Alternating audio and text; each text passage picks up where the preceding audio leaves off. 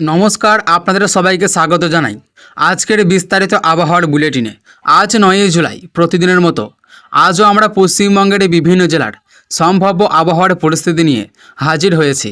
আজকের এই প্রতিবেদনে আলোচনা করব রাজ্যের কোথায় বৃষ্টির সম্ভাবনা বেশি, কোথায় বজ্রবিদ্যুৎ সহ ঝড় হতে পারে, কোন কোন এলাকায় দমকা হাওয়া বইতে পারে, আগামী 24 ঘন্টায় আবহাওয়ার কী ধরনের পরিবর্তন হতে পারে এবং সাধারণ মানুষ, কৃষক ও মৎস্যজীবীদের জন্য কী কী সতর্কবার্তা মেনে চলা জরুরি। তাই পুরো প্রতিবেদনটি শেষ পর্যন্ত দেখুন। আজ সকাল থেকে রাজ্যের বেশিরভাগ এলাকায় আকাশের মেঘের আনাগোনা লক্ষ্য করা যেতে পারে। কোথাও আংশিক মেঘলা আকাশ, আবার কোথাও ঘন কালো মেঘ জমার সম্ভাবনা রয়েছে।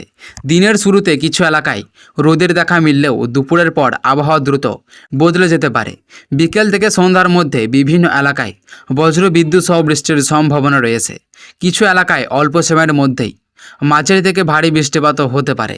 দক্ষিণবঙ্গের কথা যদি বলি তাহলে কলকাতা, হাওড়া, হুগলি, উত্তর 24 পরগনা, দক্ষিণ 24 পরগনা, নদিয়া, মুর্শিদাবাদ, পূর্ব ও পশ্চিম বর্ধমান, বীরভূম, বাঁকুড়া, পুরুলিয়া, ঝাড়গ্রাম, পূর্ব ও পশ্চিম মেদিনীপুর এই জেলাগুলিতে দিনের বিভিন্ন সময়ে বৃষ্টির সম্ভাবনা রয়েছে। কোথাও কোথাও দমকা হওয়ার সঙ্গে বজ্রঝড় দেখা দিতে পারে। তাই যারা আজ কাজের জন্য বাইরে বের হবেন তারা অবশ্যই আবহাওয়ার পরিবর্তনের দিকে নজর রাখবেন। কলকাতা ও তার আশেপাশের এলাকায় সকালের দিকে গরম ও আর্দ্রতা কিছুটা বেশি অনুভূত হতে পারে। তবে দুপুরের পর যদি বৃষ্টি হয় তাহলে তাপমাত্রা কিছুটা কমে গিয়ে আবহাওয়া স্বস্তিদায়ক হয়ে উঠতে পারে। অফিস থেকে ফেরার সময় বৃষ্টি শুরু হলে যানজটের সম্ভাবনাও উড়িয়ে দেওয়া যাচ্ছে না।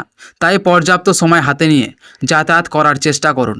হাওড়া ও হুগলির পাশাপাশি উত্তর ও দক্ষিণ 24 পরগনার কিছু এলাকায় মাঝারি থেকে ভারী বৃষ্টিপাতের সম্ভাবনা রয়েছে। নিচু এলাকায় সাময়িকভাবে জল জমতে পারে, ফলে যানবাহন চলাচলে কিছুটা সমস্যা তৈরি হতে পারে।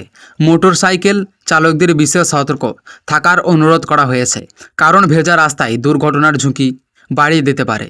নদিয়া, মুর্শিদাবাদ ও বীরভূম জেলায় দুপুরের পর বজ্রগর্ভ মেঘ তৈরি হতে পারে। এর প্রভাবে বজ্রবিদ্যুৎ সহ বৃষ্টি এবং দমকা হাওয়াও বইতে পারে।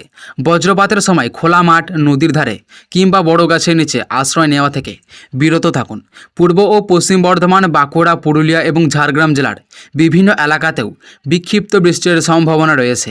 কোথাও হালকা, কোথাও মাঝারি এবং কোথাও বিচ্ছিন্নভাবে কিছু এলাকায় ভারী বর্ষণ হতে পারে।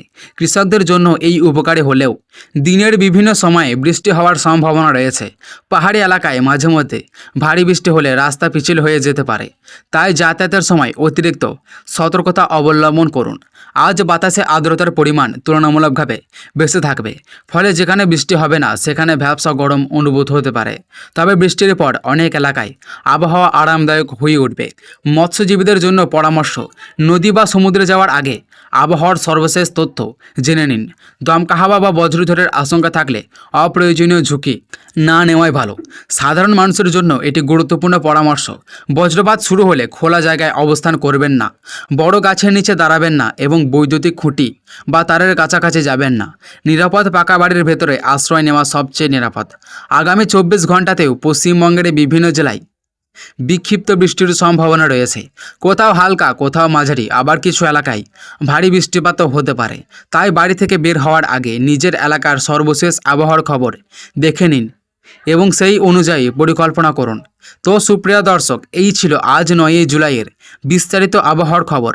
আপনার এলাকায় এখন আবহাওয়া কেমন রয়েছে, রোদ, মেঘ নাকি বৃষ্টি, তা অবশ্যই কমেন্টে জানাবেন।